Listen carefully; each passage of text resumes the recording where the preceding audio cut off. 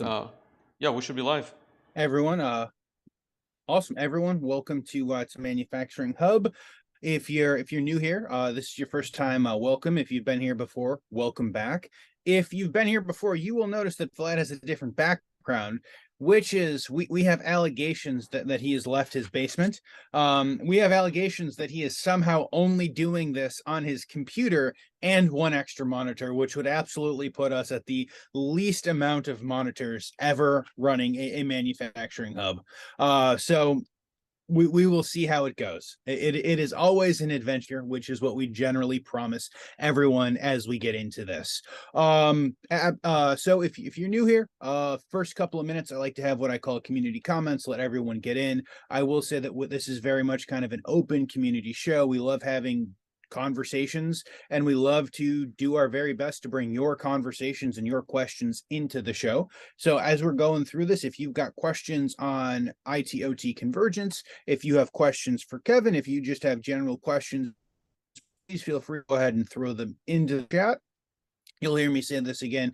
If we don't get through everything that has been asked, we do our very best to make sure that we get back through it on the back end. As I mentioned, this is February. We want to thank Siemens for sponsoring the February theme, which is IT/OT convergence. And I'm just going to check with Vlad once because I don't see my LinkedIn. Okay, I see my LinkedIn Live popping up now. Okay, very good. I just wanted to be sure that we are live. I can see us live starting now. Awesome. So, without further ado, let's go ahead and kick off. Everyone, welcome to Manufacturing Hub. I am Dave. This guy up here is Vlad, and all February long, we're talking about ITOT convergence. Very special guest this week, Kevin Jones of Ectobox. Kevin, welcome to the show. Thank you for being here. Thank you. Good morning, good afternoon, good evening to everybody.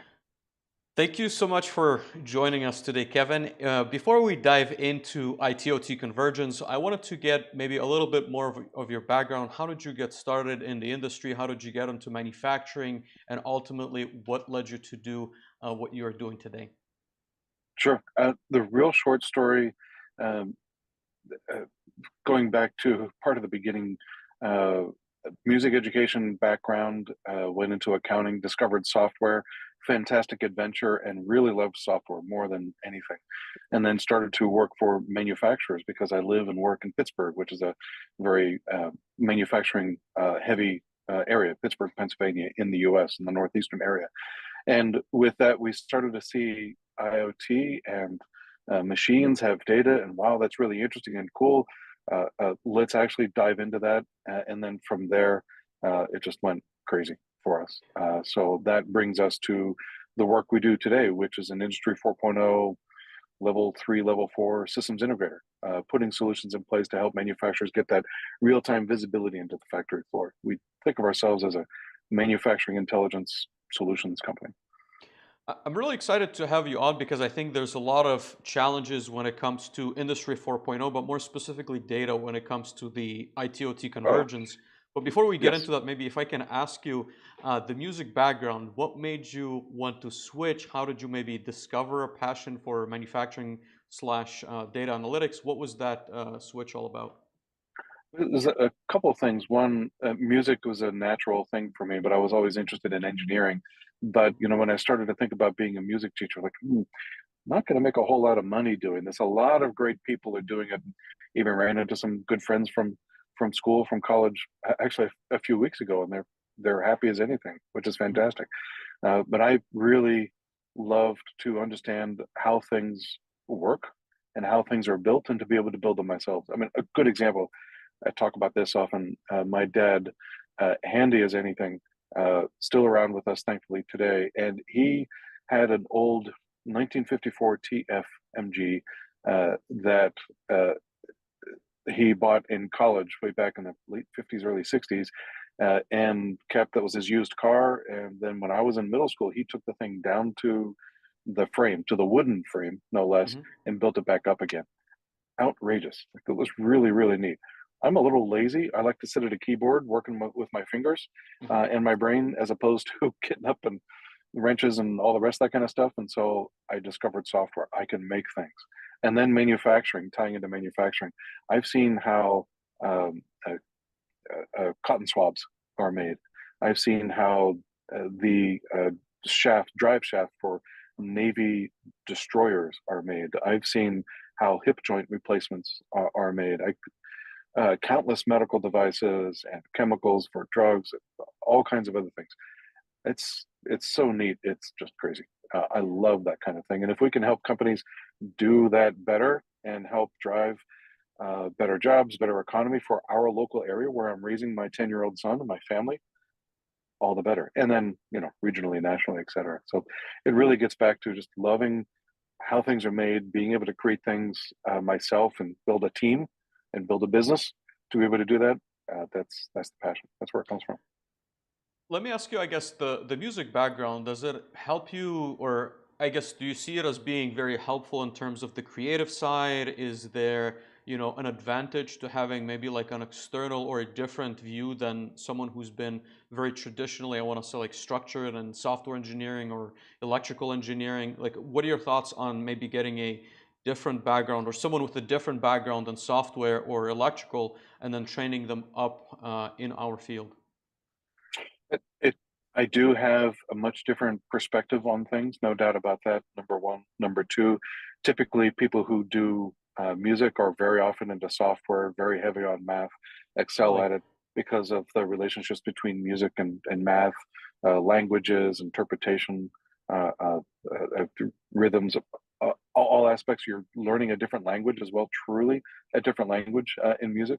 People who don't get into music, they have a hard time reading it and understanding it. So there's a lot that translates there, as in addition to the outside perspective. But what I've made sure of through my career is that I've worked with mentors and effectively through the School of Hard Knocks have the equal of a CS degree, a Mhm. software developer's degree, so that lacking that bachelor's in whatever it is in software development, CS, something like that isn't a hindrance at all. Having that music background, I think, as you're kind of getting at, is actually a huge benefit. So yes, no doubt, I agree with you. Yeah, it's very interesting. I think, there's certainly a lot of opportunities in our field, and I see people switch. Again, I think the statistic I've seen is you switch 3 or 4 times in your Mm, career, as you yep. kind of, I guess, go through life would be the saying. But it's interesting to Yeah. have people with different perspective, right? Because I think in a lot of times, like software, as I said, is very procedural, very sort of say paced, but someone who comes in with a different background might have different ideas, different thoughts, and again, it also, I want to say, like goes through verticals and different industries. So I think that's very interesting. Yeah. Yeah. I agree completely. Uh, there's a number of people that I've met, a lot of people that I've known and met within software and also within manufacturing that really get into music, are able to perform multidisciplinary um, musicians, Mhm. multiple instruments. Yeah, fantastic musicians out there. In fact, I'm going to be meeting one of them tomorrow, potentially. Great guy that is heavy into software and a fantastic trombone player, barbershop quartet. Uh, yeah, it's an awesome Awesome. guy. That's really cool. If I could ask you, I guess, going back to your background. So right now you're working in, as you mentioned, Industry 4.0, IoT. Yep, Could you yep. paint us a better picture? Do you work with hardware? Do you work with software? What kind of data? Maybe without obviously naming any end users, what kind of applications are you deploying so that the listeners could get a better understanding of what it is that you do? Sure. So most of our work is done from the using software. We implement hardware only when we need to. So when we're working with the company, we're talking with them about the challenges that they have in the plant, whether it's challenges around quality, production efficiencies, on-time delivery, all kinds of things within the what we think of as the four walls of the plant.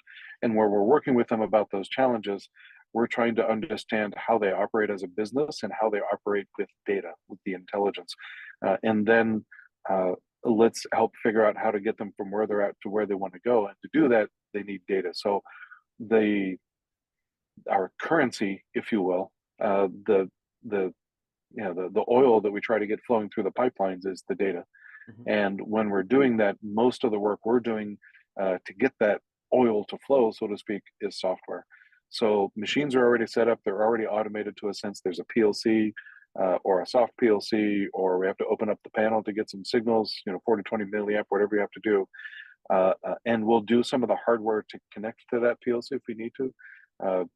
Maple Systems Gateway, an Opta22 Groove Epic, some other kinds of gateways to connect to that system and get the data out. But from that point forward, it's all safe software.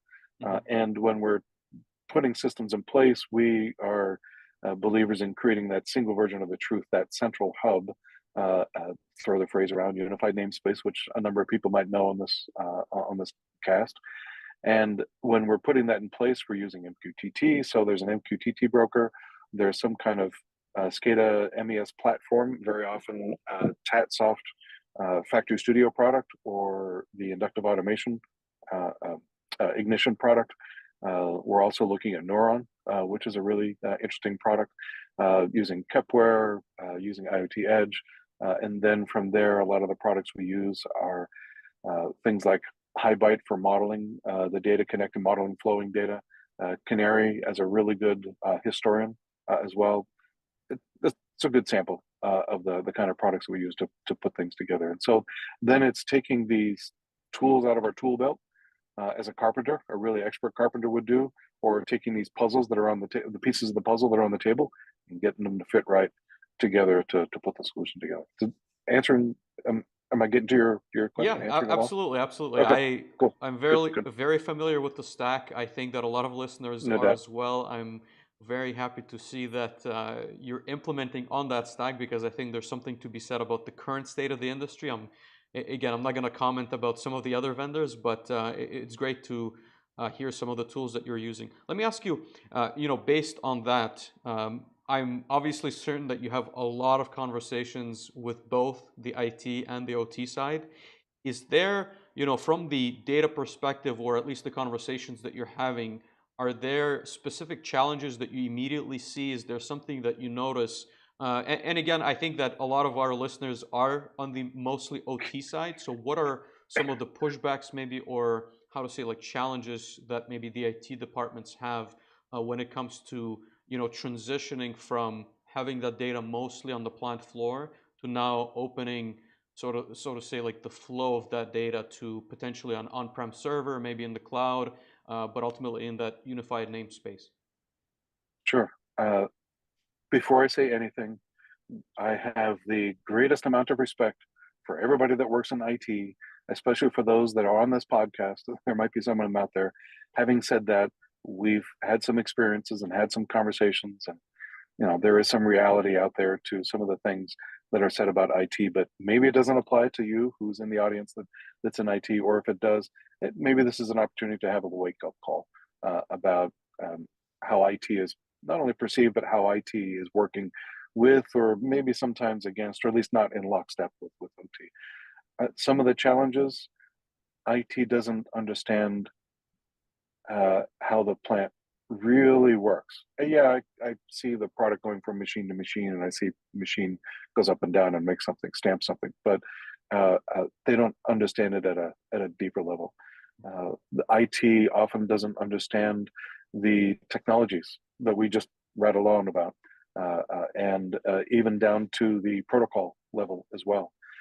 IT often has their focus, and with respect to their focus, often protecting the data, cybersecurity, data can't leave the four walls. Hey, get it, no problem at all. But sometimes they get so hyper focused on that, and also running the infrastructure with good cybersecurity in place, that they forget to then be a service, be a good provider or partner with the other departments to enable them to do what they need to do. Usually, instead, it's nope, can't do that. Firewalls up. We can't move data around, that kind of thing. So it's usually understanding what's going on in the plant at multiple levels, and then getting so narrowly focused on what they do, which is important. However, there are other things we need to do too to help the company run. And let's all keep in mind, the whole reason manufacturing plant is in there in the first place is because they make stuff. And it's the OT side of the people that are the raison d'etre of manufacturing. They're getting the stuff, the raw materials in and the final products out the door. So everybody else around that whole process should be part of a service organization to OT, and so that they should work together in lockstep rather than against one another. Yeah, and I truly appreciate that perspective, Kevin. I think there's a lot of conversations where, how to say, we step around maybe some of these issues, but I think a lot of us have seen similar things in different manufacturers. But I do want to, I guess, let Dave maybe make a point as well, because I think what he mentioned, and I Please. think we all agreed before the stream started, is that once you get the buy-in and sort of the help from IT, it becomes one of your best allies, right? But a lot of times it's just very difficult to get that ball rolling, at least in my experience. So maybe Dave, like, what are your thoughts on that? And give us your question as well for Kevin. Absolutely. So I think everyone brings up a bunch of good points, and that if IT is good, is a good team member, right? Like it is very it is much easier to be successful on these industry 4.0 projects than if you are constantly butting your heads against against them as a team. I guess kind of my generally broad question to Kevin, you made a good point, is that most times IT doesn't understand what happens on the plant floor.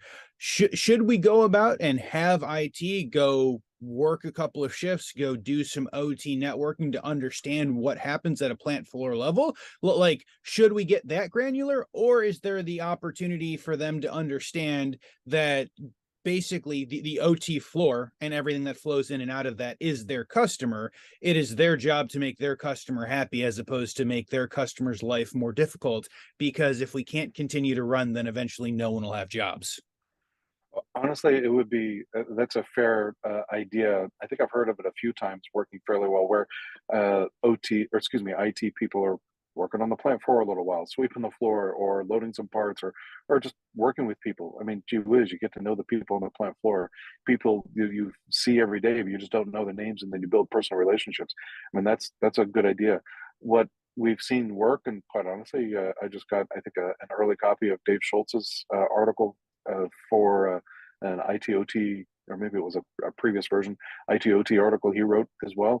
And what he talks about there, along with leadership and driving culture, is change management. In that change management process is to create cross-functional teams, get people to work together. Mhm. They start to appreciate one another. So it's kind of like what you're talking about, getting them to work together, forcing them into the same room to get along, give them an objective with a strong leader to make sure that they're doing it, give them a goal to accomplish, and make sure that they work together to achieve it. And then they'll start to appreciate one another, appreciate one another's worlds, like one another, maybe, that it's not necessary, it's not required, but hopefully they do.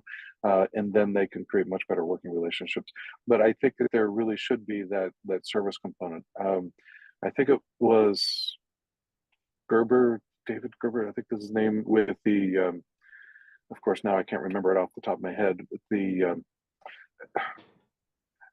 it's a book about entrepreneurs and then becoming, developing customers within your own company as a department. So one department should be Mhm.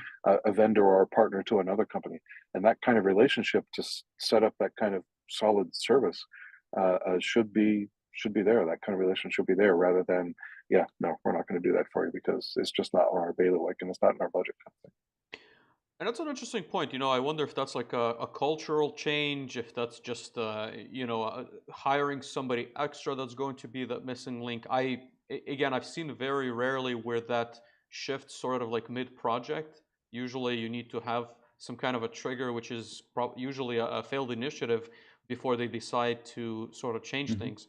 Yeah. What I would be wondering, Kevin, on that point is, do you think that technology is going to change where, again, I think in manufacturing, we see a lot of these different protocols. It's fairly complex. I think I would say even like the switches, right? Like the switches on the manufacturing floor are to some degree inaccessible to IT because they're always belonging on the OT side and they're owned by OT. But do you think that through a technological switch, we can allow more IT presence on the OT side? I, I don't know that it's going to be as much a technology switch as it's going to be having open minds. Mhm. I think of .NET developers. We do a lot of .NET work along with Ignition, Python, all the rest of that. And sometimes for a .NET developer, uh, he or she has that .NET hammer and everything looks like a nail. I'm going to solve that problem with .NET. Mhm. And there are some other .NET developers. So I'm in the parking lot here of a brewery, going to meet up with some IT people after this call at an enterprise company. They're very good, fun IT people to work with that work well on the OT side as well. But I'm here because I was on the way back from Georgia from some meetings with a company, and we were having on the last day of the sessions, we were having a conversation about IT and getting people to buy in. And the director of operations said, you know, we have a bunch of developers that work on the OT side, .NET developers, and the one developer, he directed this developer to take a look at Ignition. And I thought for sure, oh, this story, I know where this is going. Developer probably threw it out and said, no, I can do that all in .NET. No, actually, that developer said, holy cow, I had no idea you could do all this stuff and do it so quickly and do it at a tool like this. That I have a ton of respect for. Somebody who has an open mind to look at the technology and we actually be able to understand the value and not look at their .NET hammer and can think of everything else as a nail. Hey, there's a screwdriver, or there's a wrench. I can use these different tools to do different jobs on the OT side as well as the IT side as well. So I think it's that open mind. Yeah, I was gonna say like that's a really good example, right? So allowing them maybe to or educating them on the Mm. tools or maybe on the software that we're gonna be deploying on the systems. Is there any other how to say it, like ways that you've seen that you were managed to get IT's buy-in? And again, I think it's important, obviously, to open up sort of the architecture and have them understand what the edge device, what kind of a role they play. You know, how we communicate to the PLCs, maybe even sharing some kind of like a network diagram with them. But ultimately, uh, I guess the understanding is that they will not own that side of the system always, but they will manage sort of the infrastructure that, let's say, runs your Ignition server, your database, the way you're storing that data. So I'm wondering, again, in your experience, to shorten that question, what kind of ways have you seen or used to persuade IT to get that buy-in? Invite them to the table. Mhm. Invite them to the table to make decisions. Educate them first, as you were talking about, but then invite them to the table to be a part of the decision-making process, as opposed to, hey, IT, you have to do this for us. All right, Mhm. let's make that decision together. And maybe OT is not very strong on cybersecurity, so IT comes in and says, hey, well, don't forget about cybersecurity. Oh yeah, you're right. Okay, you guys are experts at this. We're experts at this. Let's create for us a digital strategy. Let's define the some rules that we should use and use them as digital guardrails to go down this path of integrating things more together. Dare I say, use the big phrase digital transformation. Mhm. And once these guardrails, this digital strategy is set, then we all know what the rules are to play in that sandbox together. And then we educate them on those rules, and what we do as well on the OT side, and then let's all sit at that same table and let's just figure it out. Let's figure it out.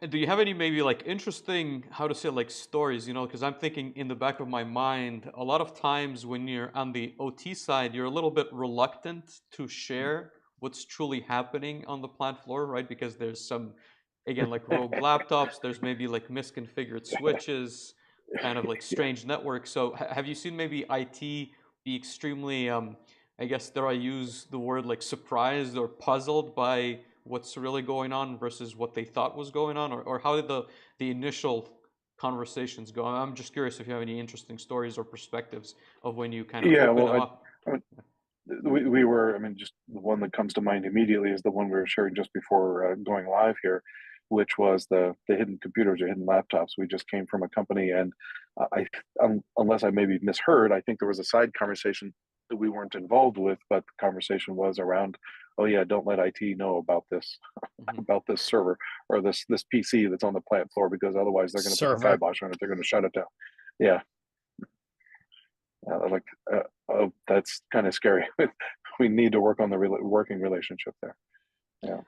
Yeah, and to be honest with you, you know, I say this a lot of times, but I also don't have the answer. I've certainly been in like in these conversations, and I've been, like I said, like to some degree reluctant to share what's truly going on, because I think there's a need on the OT side to preserve, let's say, this how to say, like fast response readiness in case machinery does go down, and sometimes it requires a bypass or like an external laptop, and that's just the reality of the business. But at the same time, I also recognize, for example, I'm not a cybersecurity expert, right? So if I'm doing some of these things to keep the production quote unquote running, then there is a risk that is taken, which should technically be reduced if we were to follow the right, how to say, like path, I guess, or solution. So it's, like I said, I don't have the answer. I think it's interesting how our industry is going to change. I think it's going to be slowly but surely, right? I don't know if you have a perspective on that or thoughts on what you're seeing out there. Well, one other story that comes to mind that's happened maybe 2 months ago now, I guess, before the new year. Hmm.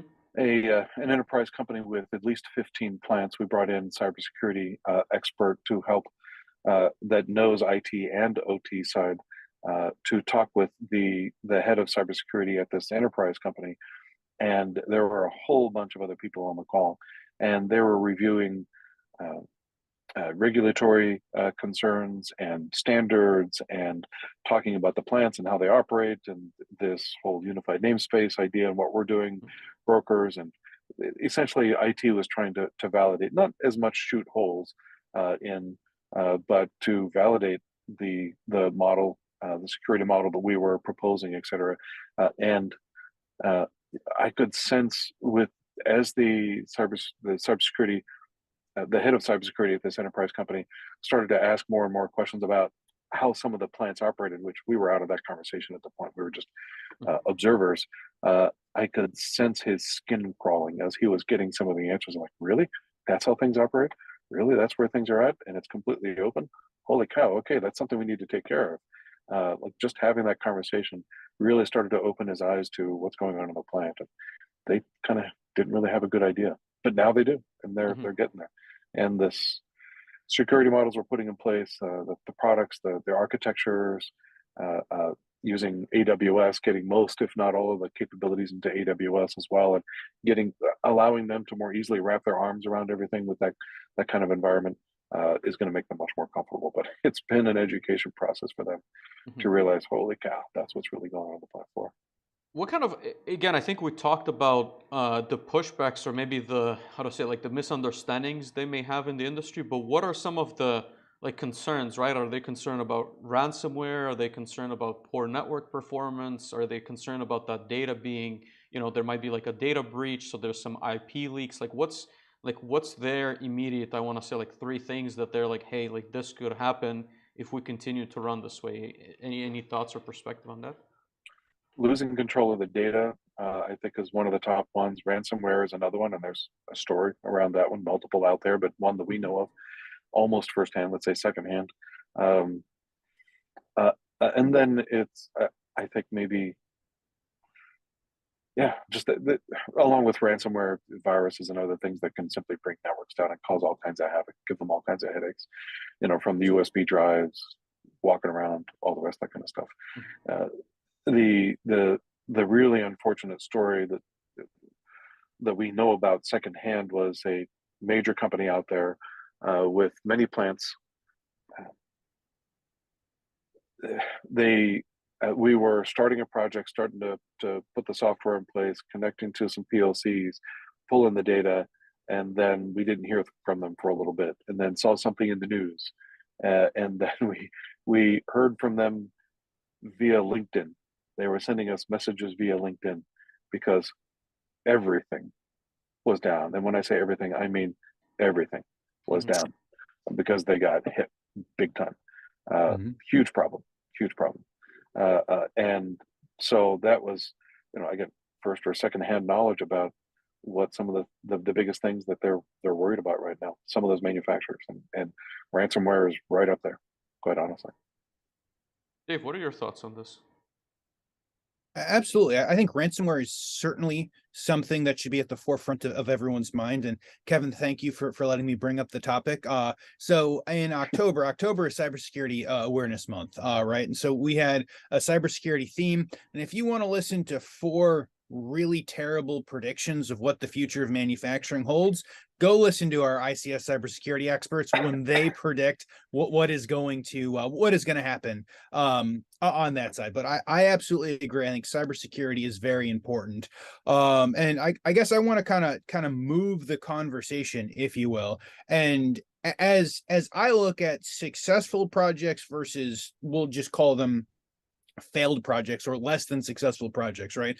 I, over the course of my career, especially in the last, half a dozen years, see very different delineations, right? Generally, successful projects have alignment on the IT and OT side, right? So typically that's kind of enterprise down saying, this is what we're going to do. And successful companies, successful projects have alignment and everyone is working in the same direction. I have seen lots of unsuccessful or less than they should have been successful experiences where the IT and the OT teams are fighting. I can give an example of this. So I was doing a connected workforce application. We had a bunch of phones and iPads and other things on the floor. We identified a couple of huge opportunities in order to leverage this kind of to the next level. And one of the biggest issues was we literally could not get these $500 of iPads or a couple of $1,000s of iPads on any sort of inside the facility Wi-Fi network. And there are, as people who have been to manufacturing facilities know, there are lots of dead places where you can't get cell connectivity, and those dead places are almost exclusively where you need to go to find answers because there's an issue and the machine down. So on my side, going through and when there are struggles on the IT side of, can we even put up a second kind of internal network that doesn't have to be connected? Yes, it doesn't have to be connected. We can literally segregate them. I just need access to get to the information of ours that already exists. And when the answer turns into yes, we can go find a way to do that, that is much more successful than when the answer is no, we couldn't possibly do that. If you can't go find the cellular connectivity, you'll have to go walk outside or whatever that is in order to be successful. So I think that's a very good distinction between projects that could go well or projects that could go poorly, depending upon what the alignment maybe at the top levels of the organization is. So when you are talking about project failures where the project failure may be due and somehow related to this IT/OT difference or convergence, if you were to step back a bit and look at the larger picture of project failures when we're talking about digital transformation or evolution or whatever it is, getting that real-time visibility to the plant floor, how big of an impact does IT have to those failures versus other failures? Is it the biggest, or halfway, or it's one of the smaller ones? Are we making much ado of nothing, or what do you guys think? I guess from my perspective, Kevin, I think that it's less about the IT side specifically caused the failure, and more so that the company isn't aligned in the proper goals, right? So if we've got proper alignment, then our IT and our OT, all of our teams should be working for the business, right? And typically the business is, how do we go through the process of making more X product, be it cases or pallets or whatever we would like to call it? How do we go through making more of these, generally with less quality defects and at a better rate, and hopefully to schedule and all of these things? And so I find teams that are aligned in that goal, which in my mind would include that IT/OT convergence or IT/OT alignment, are much more successful than teams that are not aligned in that and are infighting, right? If I hear that OT has a bunch of special servers and hey, we've got 12 laptops that actually run our facility, but don't tell IT they exist because they're going to want to go push normal Windows updates and will take us down, that to me is a symptom of probably a much larger issue of we don't have alignment and we are not working towards the same goal. So how do you create, what is your perspective? I mean, you guys have asked me questions. I'm going to turn this around a little bit, but what do you guys think about that, how that alignment should happen? Should it be leadership saying, hey, here's a digital strategy, and here's how we're going to recognize the value of data and use the value of data. And now we all have to play in the sandbox based on these rules, and then creating cross-functional teams or something else. Interesting. Leadership cracks the whip. guess, What do you guys think? Dave, let me take a first stab at this. I think, like, from my perspective, IT gets brought in very late into these projects, right? So a lot of times, the data extraction from the plant floor is typically aligned by the OT teams, and IT gets left not necessarily in the dust, but gets, how to say it, pulled in at the very last moment to make sure we have the right servers that can hold that data. And in many of my conversations, they're not necessarily, it's not that they're just involved very late, they're also not given a proper roadmap on what needs to be done, right? So they're just told, like, well, spin up a couple of servers, those servers are going to run a database, they're going to run an ignition instance, and that's pretty much it, right? Like, no one really wants to, in my world, take the time to explain to them what these applications are going to do, how they're going to help the manufacturing site. Like I said, maybe it's due to lack of time, right, or trying to shorten that deployment life cycle, but they're brought into conversations with very little knowledge of the systems being deployed, and are given, I want to say, like, the shortest heads up possible to deliver some of these infrastructure systems. So Yeah, I've I heard guess. stories even recently about short staff, so we can't put somebody onto that. I've heard recently another one where there was a we have a liaison for that, so work through the liaison. But I think a lot of it's, I think what you're saying in part is they're not brought to the table. Is that fair? Yeah, exactly. And like I said, they're not brought to the table. They're brought very late, and they're given very little information. They're essentially just given a checklist, right? Like, I need a Yeah, server with this capacity, with this throughput. I need a few switches, and that's all you need to know, right? Like, they're not given the information about the project from A to Z, or sufficient information for them to feel comfortable that this is going to be worthwhile for them to spend the resources. yeah. When we're doing DTMAs, digital transformation maturity assessments, Mhm. where are you at, where you want to go, how are you going to get there, roadmap, industry 3.0 to 4.0, all that kind of stuff. A lot more details to it. We typically talk with 5 different departments, IT being one of them. And guess who doesn't show up for all the meetings? Operations, leadership, IT, engineering, maintenance, and quality. Guess who doesn't show up for the meetings the most? It's IT. It's kind of scary. Often we have been inviting them to, we and the people that we're coordinating these assessments with, invite them to the meetings as well, but they often also don't show up. So with respect, they're not brought into the given a seat at the table, or given a seat at the table early enough. But also, they just don't even show up, Exactly. and struggling to understand, like, why don't you want to show up to this? I mean, yeah, you're busy, but you can't sit on this high horse forever. You got to work with everybody, and maybe that's where leadership comes in and says, "Hey, different culture now, service oriented, data driven, and service oriented, cross functional teams. Let's work together. And if people aren't interested in doing that, we can allow them to work for somebody else."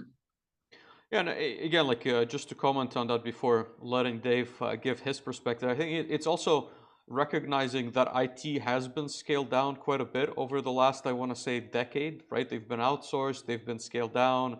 There's usually, like, a corporate IT person. So maybe playing a bit devil's advocate, I think a lot of times they would just get this, like I said, massive project that they weren't aware of, and it's just kind of like on top of everything else they're trying to support. So, like I said, it's been difficult, at least from what I've seen. I don't know if it's them who don't show up. I don't know if it's us who don't tell them early on. And in my experience, like I said, it's a mix of both. But I've seen both Yeah, cases, so I think that's fair. I do Yes. recognize it makes sense what you're saying, Dave. Yeah, yeah, absolutely. Absolutely. So I would say it's a mix of both. And when I look at it, I look at it as the executives, the C-level, we have to have agreement at the top of the organization so that we can Yep. be in There you unison go. when we say this is what we're going to do. Yes. So when I talk to executives, I talk about IT/OT convergence as inevitable. I talk about it as you're either going to do it and succeed as an organization, or you will inevitably go out of business. Maybe not for every organization, but generally speaking, if you do not leverage these new technologies, you won't be around for all that long.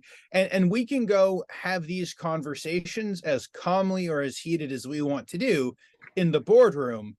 We just need to make sure when everyone leaves the boardroom in 20 minutes or 2 weeks, depending upon how that conversation goes, we're all in alignment, and this is what we are going to do, and that we need to look at IT as partners in this, right? So IT, if there is IT, they've got a lot of networking experience, right? They might not know protocols, they might not know the OT items, but they absolutely should be our partners as we are going through and doing this. And honestly, if they can't be our partners, then maybe to Kevin's point, maybe they shouldn't be working at this organization. And if IoT are opposed, then maybe they're in the wrong line of work because they don't understand how we make our money in order to go continue to do things like, I don't know, pay us and all of those other fun, important things with life. So that is kind of my general conversation. And then if there's an issue, I generally like, some sort of, CIO or some sort of director, vice president of IT that I can go point to and saying, hey, this is what we agreed on. Let's go figure out how we can go make this work, knowing that you have other things that aren't just this project, but let's go lay out the roadmap. And once we've laid out the roadmap, this is what we're going to do. Let's go agree to it and find a way to work together so that everyone can be successful. Yeah, as I'm listening to you guys talk, and we're having this conversation here, I was thinking to myself, "Amen, brother," to a lot of the points you were just making, Dave, and Vlad. The leadership, the boardroom, hash it out. Let's work together, service oriented, so that we can become much more data driven as a company. And was thinking to myself of multiple situations where it just doesn't happen. But another small point, but I think really important point comes out is that everybody just has to have patience too. You got to be patient. There's a company that I'm thinking of, enterprise level metals, and the OT people, great people, really know their stuff. Been working with data for 20 years.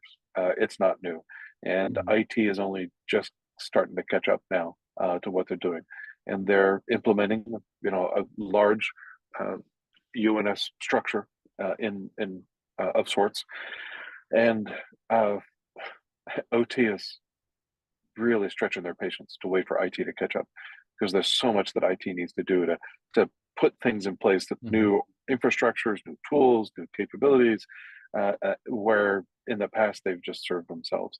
Now everybody has agreed, okay, let's work together and let's pull the data together from all the systems, and let's drive the value from all the context, the information that we can get now that we've got the machine data aligned with ERP, MES, SCADA, et cetera. But the big thing that I see happening right now on the OT side is patience.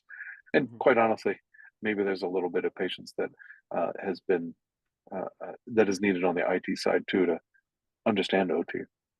It just kind of occurs to me that a lot of people will lose patience and just throw up their hands and, oh, screw it, I'm just going to go do my own thing. And sometimes, yeah, you might need to do that, but do your best to get in that same room, create those cross-functional teams, get your leadership to force everybody to play nice together and drive that culture, all that.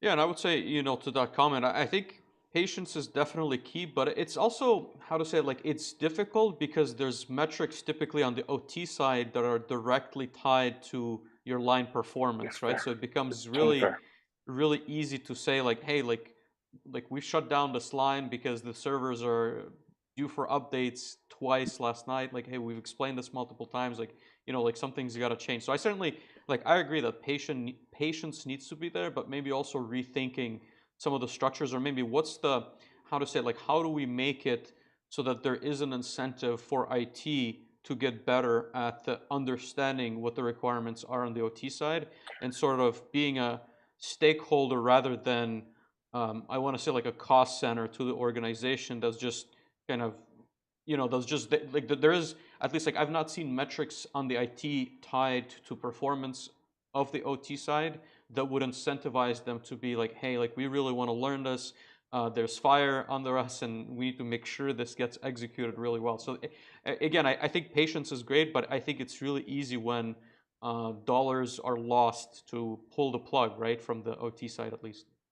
What's to say that we can't hold IT, at least in some respects, responsible for OEE, for Mhm. unplanned downtime, for some other challenges? Uh, uh, it's a really good point to think about a metric, and I haven't really thought about that before. But there could be a metric where you could remove causes by OT just messing up, operators, just not doing the right thing, but where some of those metrics are really oriented towards where IT has a big impact too. Mhm. And I mean, let's think about it. Let's use some of the systems that we put in place with MQTT and others. Let's use some smart devices that can be aware of themselves and provide data about themselves uh, uh, to measure uptime of networks and Mhm. switches and availability of bandwidth and other things, which will have a huge impact on OEE. Yeah, absolutely. As I said, you know, I'm not trying to say that I have the ultimate answer. I think those conversations will be It's a good happening idea, more and though. more in It's a really good organizations, but idea. ultimately, Yeah, you know, it goes yeah. back to your point earlier, like you said, that one sort of department is the customer and the other one is sort of the solution provider. So I think there should be a better, how to say, I guess, synergy between the two, and an understanding that, you know, when you provide that service from, let's say, IT to OT as an example, then maybe there is some stake for you to make sure that that is, how to say it, like tied to some kind of an uptime metrics, as maybe it is OE, maybe it's the uptime of, again, a server, a switch, whatever that may be. So I think there's going to be better and better ways to get IT's buy-in and kind of interest built in these systems. But like I said, I've not seen that yet, so I'm curious how it's going to change in the years to come. I wonder if I'll just wonder aloud and then ask Dave the same question if he has some metrics. But I wonder if there could be an OEE of the network and of the data infrastructure, unplanned downtime, planned Interesting. downtime, quality of signal, bandwidth, latency. What else? There's availability. That's quality, performance, throughput. Interesting. Mhm.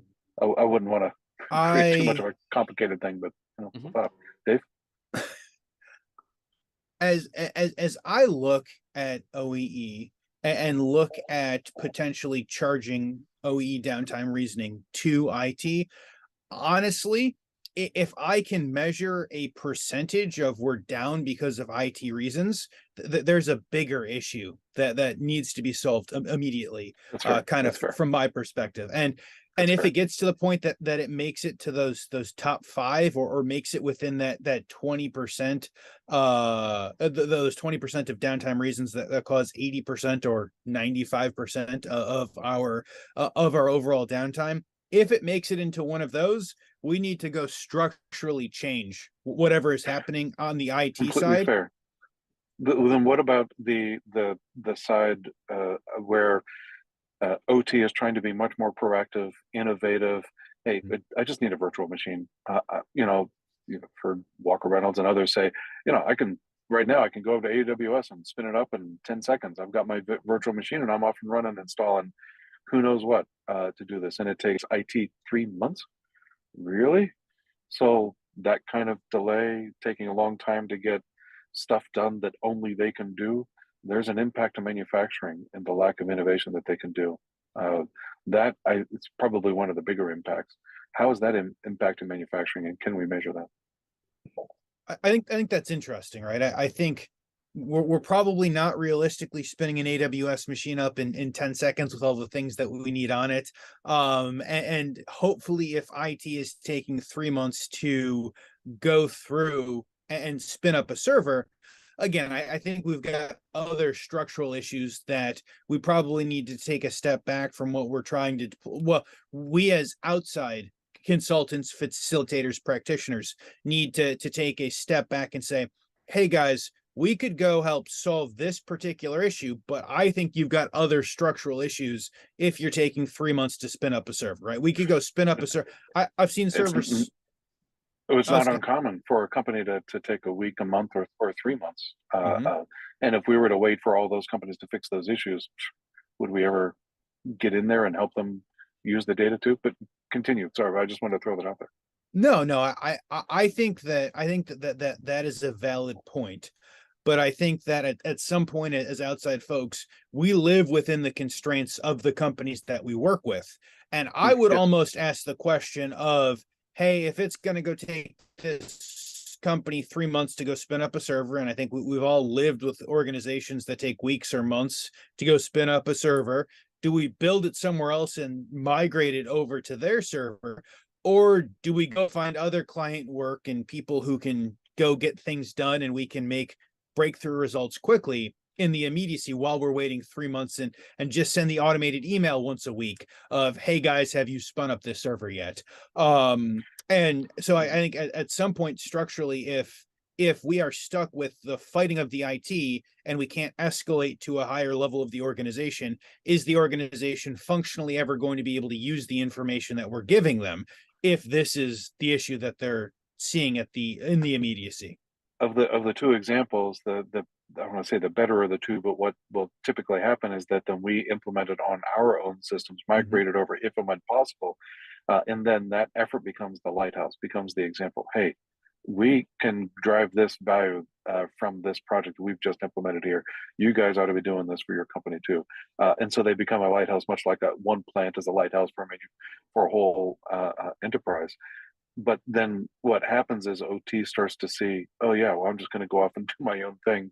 And then later on, I'm going to show IT what we did, and hopefully they'll recognize the value of it. Hopefully they'll catch up, and instead, what happens is IT gets pissed and shuts Yeah, it down. I would agree with that, and I want to go talk maybe about a couple of success stories. But first, we've got some people to Yes, yes, thank. yes. We want to thank Siemens for going and sponsoring the IT/OT convergence theme. Decisions are made based upon data. Data is the new gold of the 21st century, but most of the data within a factory is lost due to poor connectivity between different levels of OT and IT. OT and IT are often two different worlds and are not completely connected to each other. If you want to be ready for the future, the basis must be set today. Siemens totally integrated automation solutions for smart production can help you drive closer to your digital transformation goals while maintaining a robust industrial cybersecurity system. Learn more today by visiting siemens.com/digital-enterprise. Again, that's siemens.com/digital-enterprise. And I will throw out, if you guys want to listen to more of the cybersecurity conversation, go check out last week's episode 96 with Kyle McMillan. He is a Siemens cybersecurity expert product manager, and we had, I think, one of the most interesting conversations with cybersecurity folks that we've had, all the way from how ski lifts in Utah brought him into cybersecurity. So absolutely go ahead and check that out. I will also mention, if you guys are new on the show, welcome. We will be going for a little bit more. If you guys have any conversations, please feel free to drop them in the comments if you're listening live, and we do our very best to bring those comments in, and if we don't get to them during the show, we do our best to go and respond to them. And if you're listening on podcast form, we should have contact information for at least Vlad and I, and we can go ahead and pass all of those questions along to Kevin. So please feel free to go ahead and ask away. But I think Kevin, just before we transitioned into this, I think you brought up a really good kind of series of comments, right? Of, hey, sometimes we go build on our own machines, migrate over to their servers once they've spun up in 2 or 3 months. And honestly, as we're saying this, I'm having traumatic flashbacks of projects that I had pushed from my mind because of those very specific issues, or 6 months to go confirm these 5 tags. But I'm gonna move past that project PTSD and go ask. So you made the comment of, sometimes we'll go do a project and is the beacon or the lighthouse, and we can go make changes within the organization to show the value of this. Do you potentially have a project that's an example of that being successful that you can share?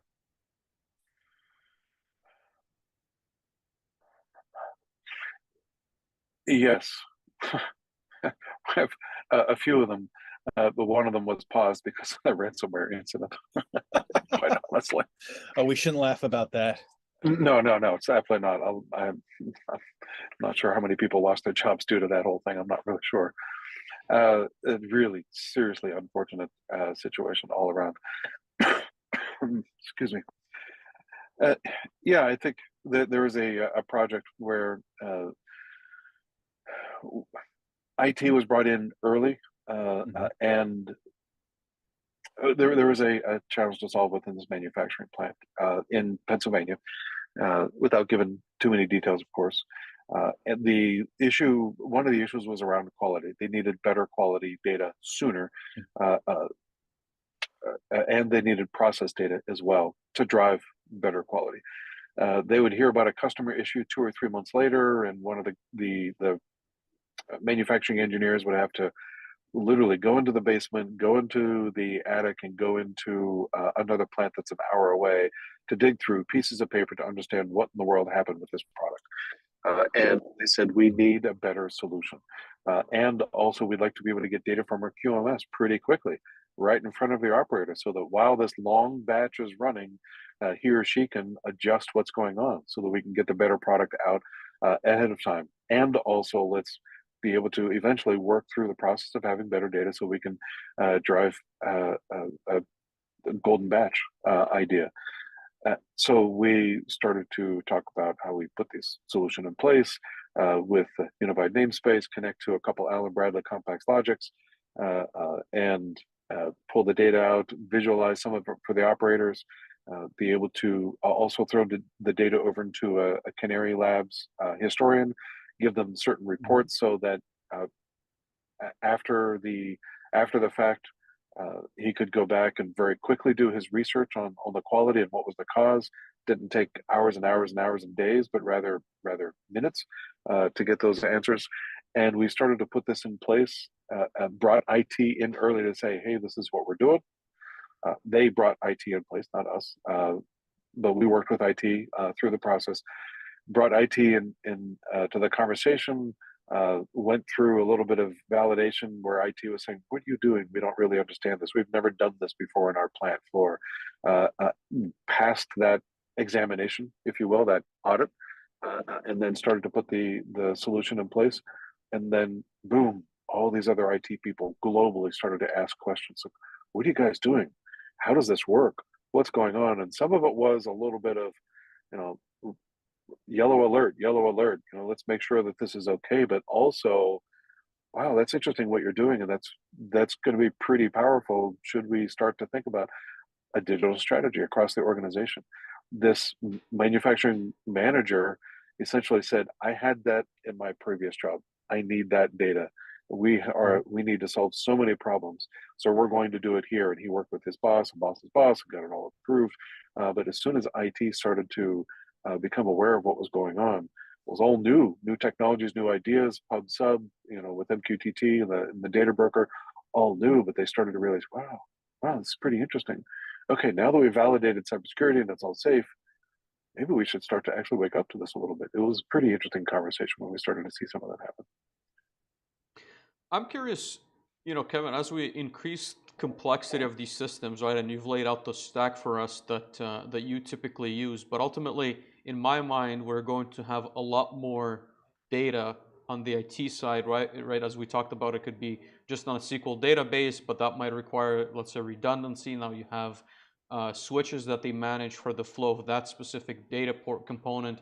It might go to the cloud where I've not even seen multi-cloud solutions, right? That's already a term that's used in traditional software, but that adds a lot of layers of complexity to some extent. There's many applications that you can run either like on-prem at the edge or in the cloud. So do you think that, as that, how to say it, like as those touch points with OT data increase, it's going to only create bigger challenges when it comes to OT and IT convergence? Or do you think we will manage to sort of wrangle this problem and keep it contained, so to speak, and be able to scale, at least like on the data side? Because I certainly see us wanting more and more as we realize the potential of data and it becoming very difficult to, again, to make sure that it's reliable, that it's scalable, that it meets the needs of the OT side, but is supported completely on IT?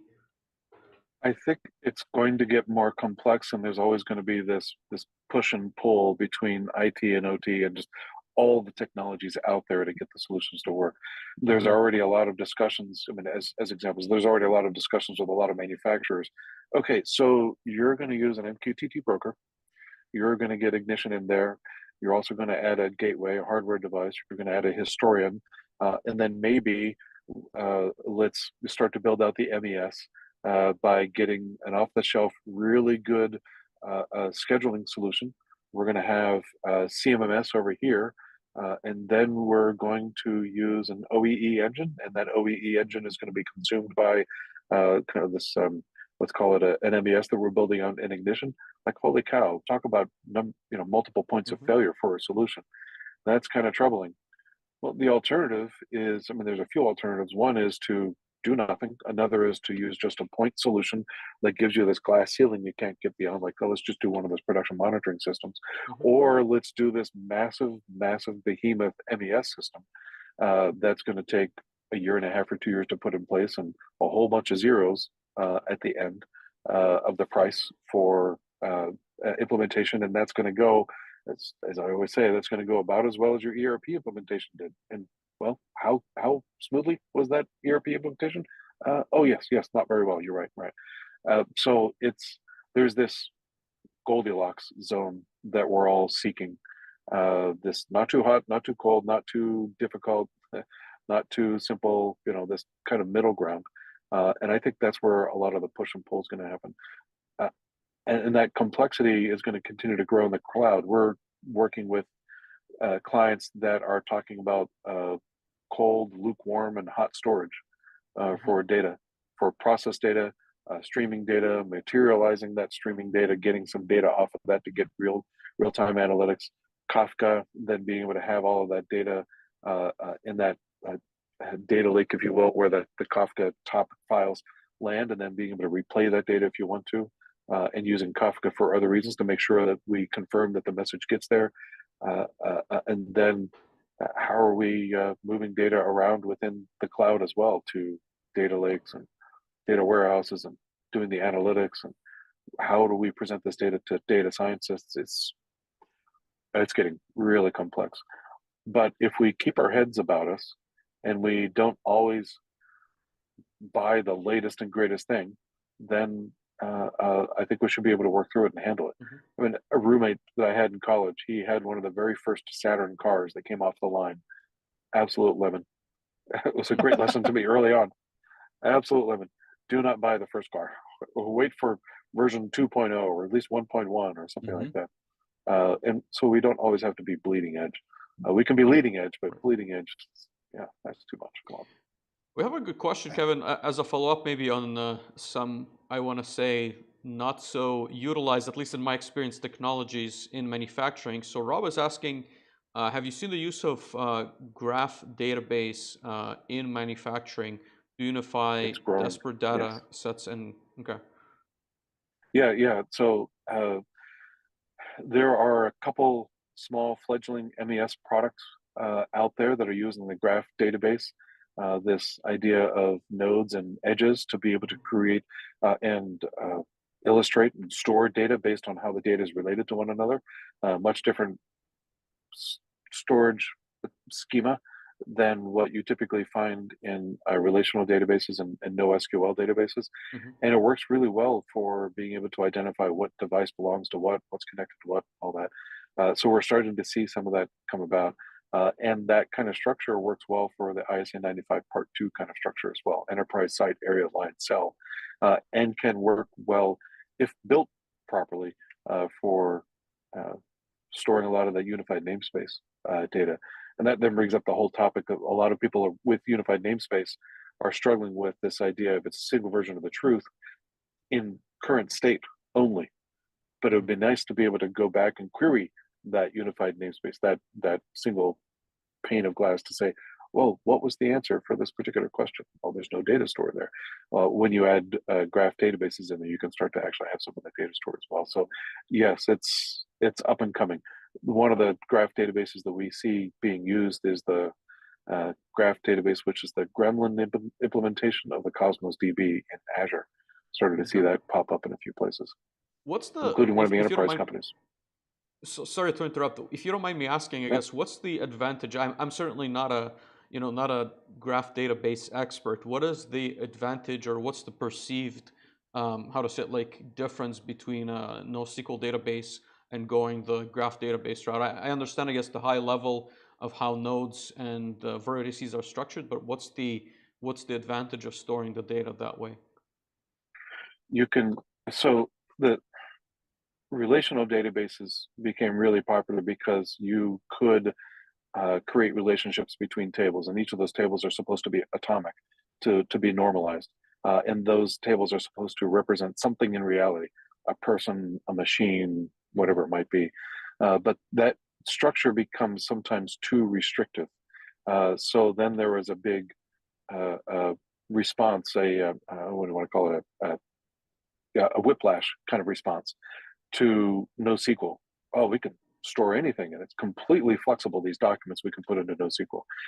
Graph, I think, then starts to become that middle ground of, that the Goldilocks zone of, okay, we can have some structure, we can have the relationships between the data, but we also have flexibility at the same time. And also we can query it as well with the GraphQL language, where I didn't mention that with the node, the NoSQL databases, creating relationships between the documents and all that gets a little kludgy, difficult. Interesting.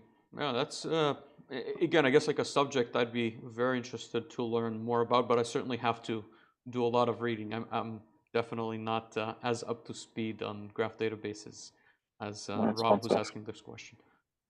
Dave, what are your thoughts? I I have many thoughts on the topic, Vlad.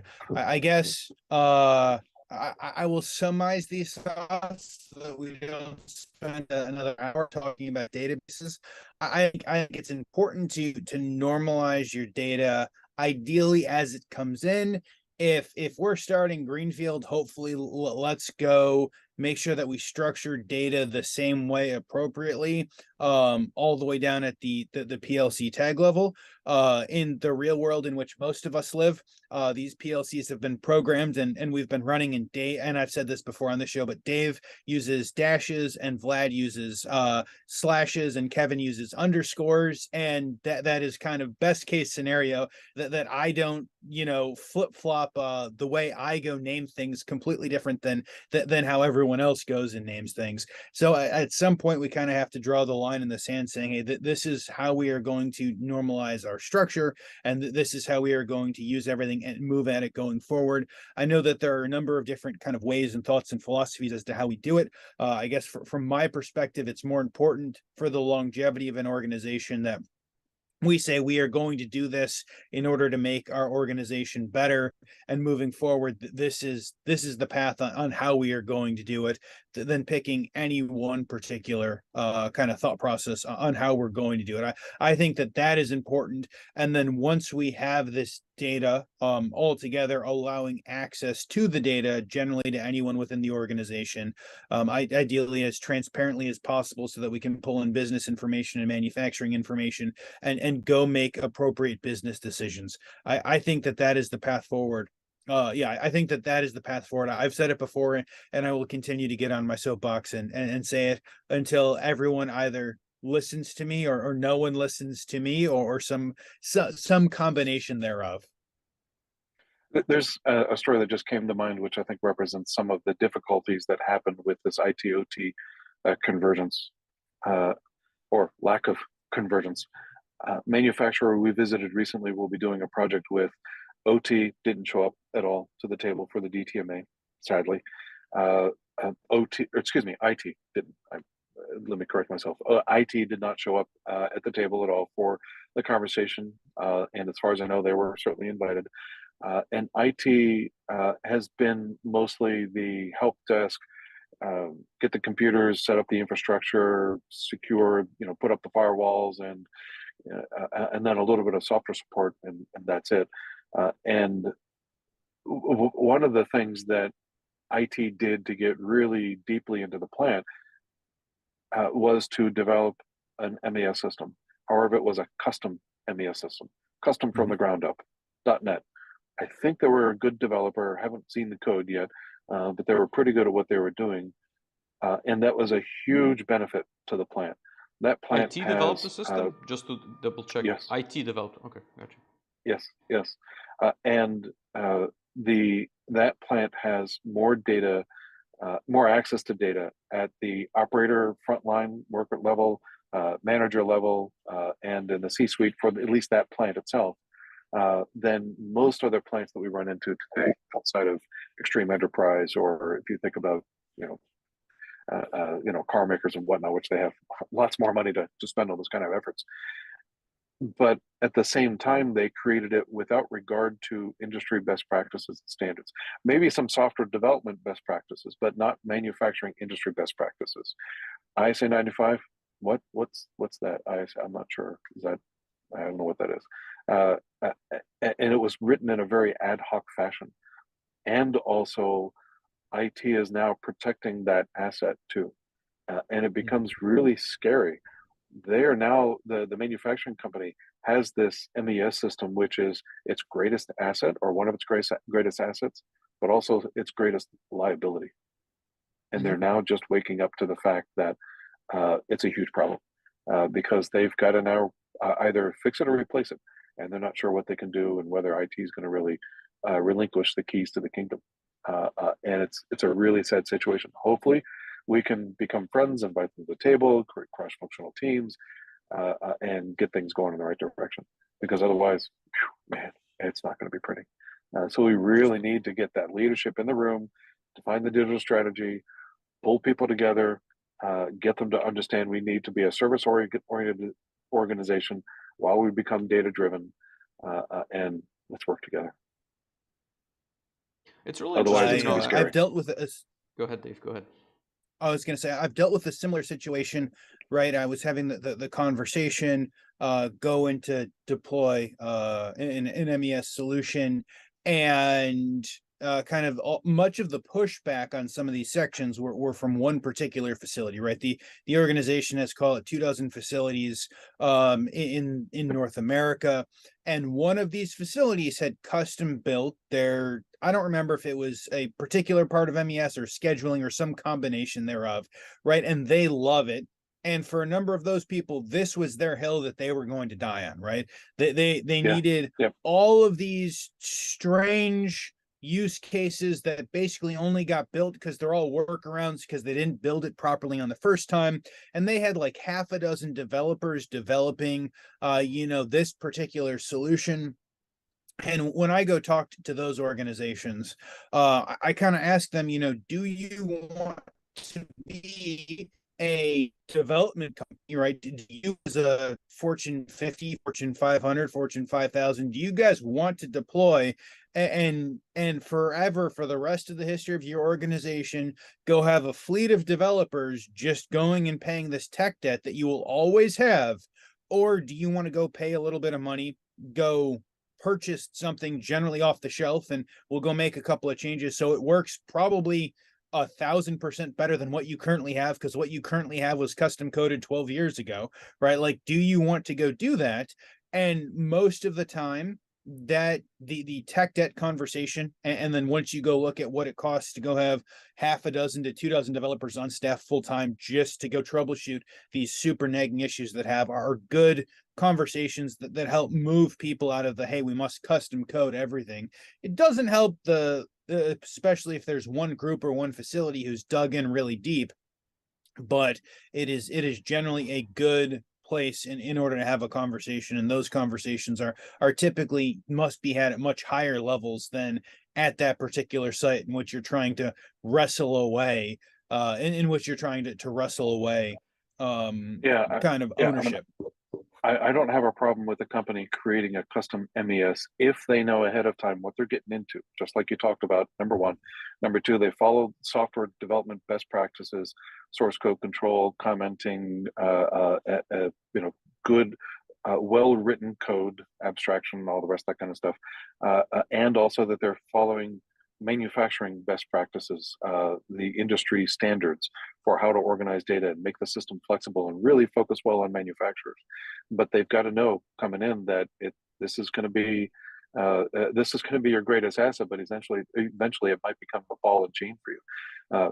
And I think this goes back to Joel Spolsky, a guy who's well recognized in the software development community many years ago.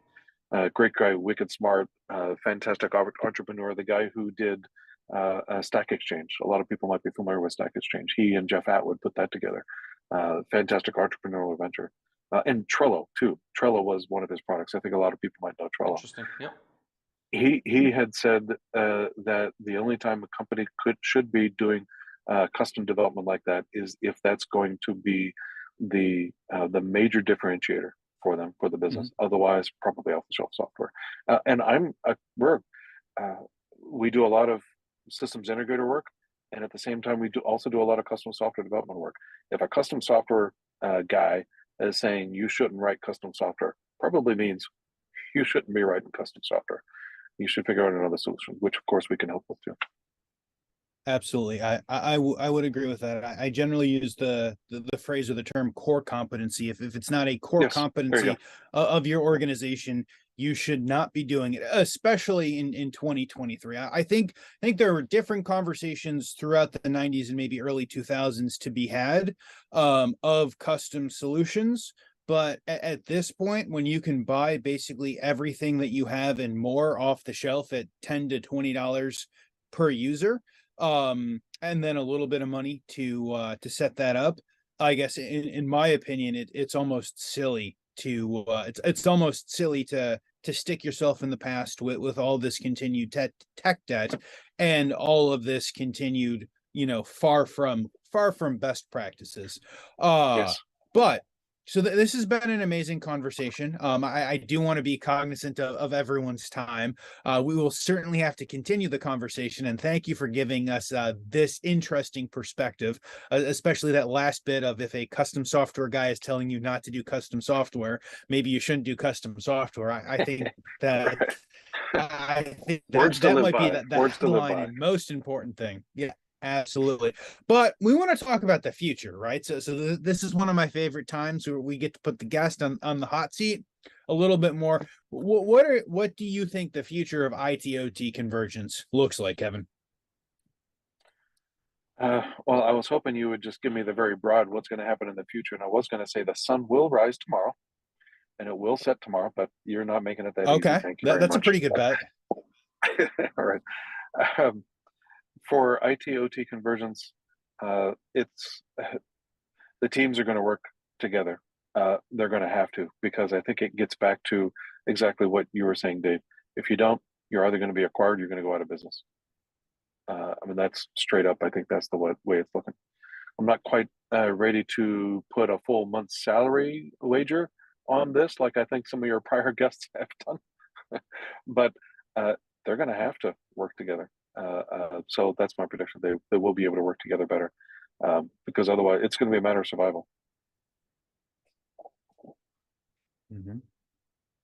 Absolutely. No, I think that is a good recommendation. It's what I've been saying, and that's what I will continue to say. As I say it more and more times, I get less and less. I sugarcoat it less and less. But no, I think that's a very good prediction. We'd love to get some career advice, right? So if someone is looking to get into manufacturing, maybe they want to help kind of continue to bridge that gap between IT and OT. Maybe they're coming in from a very different background, like music education or music, as you were mentioning earlier, Kevin. What's the career advice for someone looking to go make that change?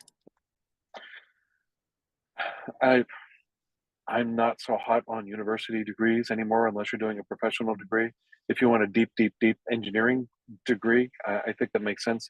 A ton of respect for all the electrical, chemical, mechanical, civil engineers, et cetera, that are out there. Having said that, if somebody just wants to start to get in and also start to play around on the IT or OT side, check out one of those code boot camps. My nephew did that, and he's got a good cybersecurity job right now. Was able to jump right into that. That works really well. 2-year degree programs to get some of the basics, and then become really good, become really thirsty and hungry to learn, and then get really good at studying and learning on your own. There is a ton of content out there. And I'll bring up Walker Reynolds and the content that 4.0 Solutions puts out there for the mentorship and the mastermind. The mentorship is not expensive, and they take you step by step, learning Ignition, SQL, writing SQL or SQL, and working with databases, and working with historians, and how to connect to machines and all that. And that is the down and dirty details of what you need to get a job. And if you can get that stuff, you can execute that. You can learn on your own. If you're hungry, you're going to have more offers than you know what to do with. I think the most distinguished, I think the engineers who are generally, I would consider some of the best that I have worked with in the past, are ones that are very ferocious learners, and ones who will go figure out the problem. I would say that the people who are willing to go figure out the problem, and go find the solution, are ones that very rarely will have issues finding jobs or finding work opportunities into the future. Some of the other another differentiator, and I think this is really good career advice. I gave this to my nephew. I'll certainly give it to everybody else. Have a mentor. Have a living, breathing mentor that you might sit next to or is down the hall, that can bring you under their wing and show you not only how to code this better or to figure out that algorithm, but also how to think strategically, not just tactically, how to think more broadly, what industry standards and best practices to learn and to study. So if you're hungry, you really want to learn, you'll dedicate the time, you have the discipline to do it, and you have a mentor, the world is your oyster at that point. Let me ask you a question, if you don't mind, Kevin, to expand on that a little bit. So when it comes to a good mentor, do you have any advice for someone who is a mentor on what that framework looks like? Is it, again, as you said, it's not just technical advice, but what does that structure look like in your mind that makes sense in that relationship? I haven't ever really thought about a structure per se. Okay. I simply think of it as, I think it's going to be a learning process for the person finding the mentors to learn who are good mentors and not. So just go out there and find somebody who is in a position that you respect and has a good character, and holds themselves well and is on a good path and is running a relatively clean life, and then use them as a model yourself after them in some respects, and then start to evaluate, is this the person I want to become? And that person then, for that mentor person, take them, share with them, take them through your past. How did you get where you're at? Cover the technical, cover the tactical, cover the strategic, and then even cover topics like how to conduct yourself in a meeting, how to run a meeting. All these things that we never learned in school, we learned on the job. If you can get that stuff and get it pretty quickly from a mentor, again, the world will be your oyster. There are some books, of course, I can't bring to mind, but that have talked about these kinds of, like, hey, this is the stuff you're never going to learn in school, but you should learn now. And of course, I can't think of them. A couple of books that I think of, which maybe you'll get to. One of them that I think really speaks to finding mentors and being able to reflect on people and how they operate and finding a good mentor. John Maxwell's 21 Irrefutable Laws of Leadership is a good book to read to understand who a good leader is. And if you can then find that leader, and then start to model yourself after them, and then they're willing to share some of themselves with you on a weekly, monthly basis, in person, remotely, again, and you're hungry, disciplined, the world is your oyster at that point. No, I think all of those are really good points. I just kind of want to add on to the mentorship comment. Please. That there are opportunities to have more than one mentor. You're probably not going to have one person who is going to come in and be able to provide fair. you with all of those things. I That's think fair. that many good organizations have some sort of structured or perhaps unstructured mentorship opportunities, especially for younger or new employees who are looking to upskill or do other things with that. And so having someone within an organization is and can absolutely be very important.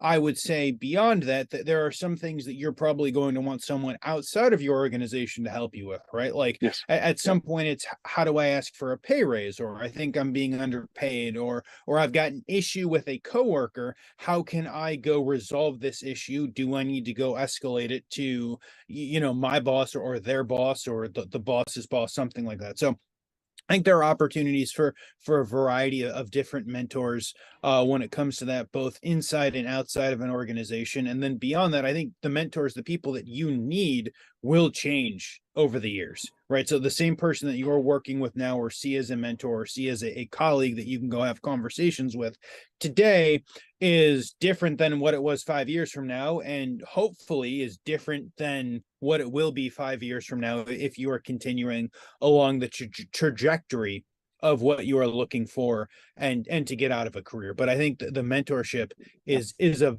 very good is absolutely a very good comment and suggestion. Thank you for that, Kevin. Amen, brother. Amen. Absolutely, you're right. Perfect. And then you kind of alluded to it. You gave us the 21 Couldn't resist. irrefutable laws of leadership, which is good. Vlad has actually already purchased it and will be reading it instead of sleeping tonight. But beyond that, do you have perhaps another book recommendation or recommendations for us? I'll do. I'll limit it to two plus an author of one of them.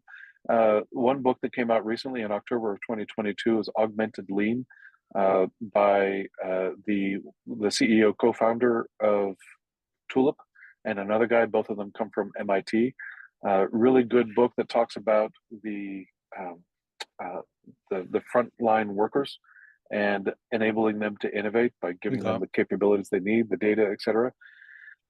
Great ideas in the book. Unfortunately, very thick book, and also a very tough read the way they write as academics, sadly. So it takes a lot of work to read through it. But you had me very excited for the first half of that. You had me very excited for the first half of that. I know, it's a slog. It's a slog. Yeah, it's hard. One of the other books. So the author is Ryan Holiday. Ryan Holiday writes a lot about Stoicism. Stoicism is a living philosophy that came from Greece, was very popular with Romans, and excuse me, a lot of early Americans, including George Washington, I think Thomas Jefferson, and even a lot of current day people follow and kind of follow this living philosophy called Stoicism, based on four virtues and a bunch of other ideas. And he's got a lot of content out there, some good books. And one of the books that I read daily, I won't go down the religion path, but I'll just simply say that one of his books is called The Daily Stoic, which I like a lot, and I take it everywhere with me. And it's a book where it has a reading every day, and a lot of it is about you can control yourself, your environment, your emotions. Worry about the things you can control. Don't worry about the things you can't control. Don't get yourself worked up about all the things that are going on in the world. The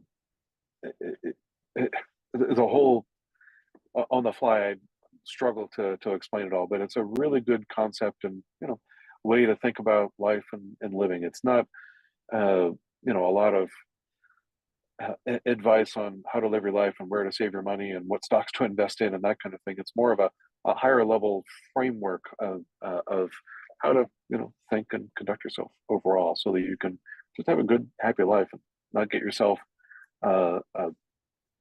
worried about all kinds of crazy things that you really don't need to be worried about in life.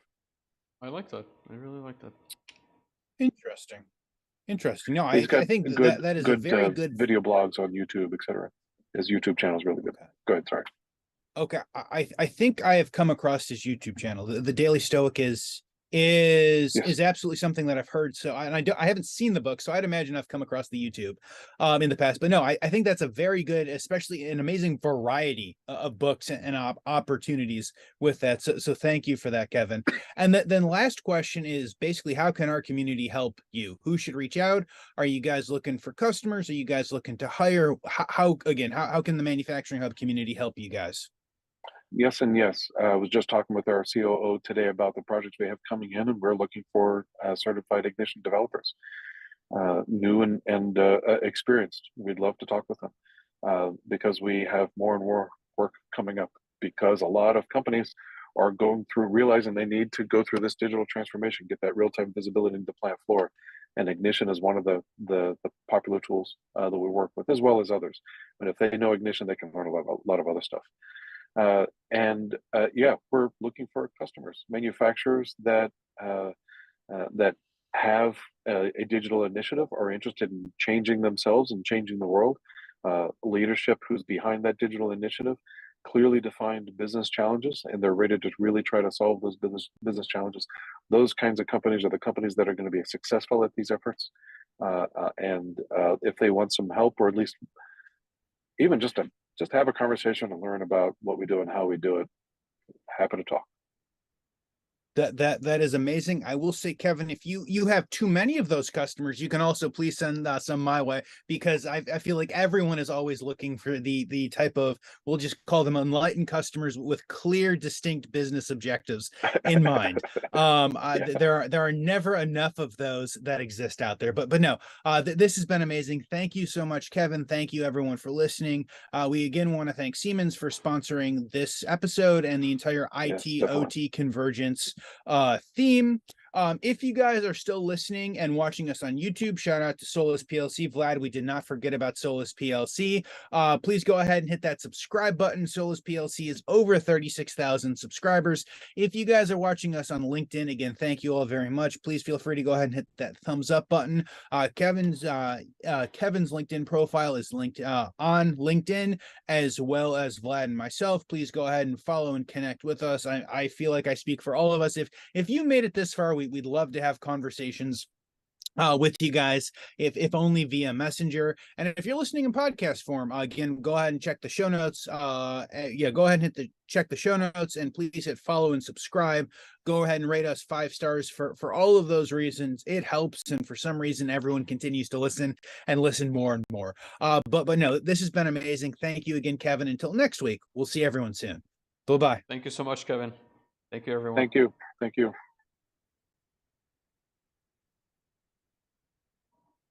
All right.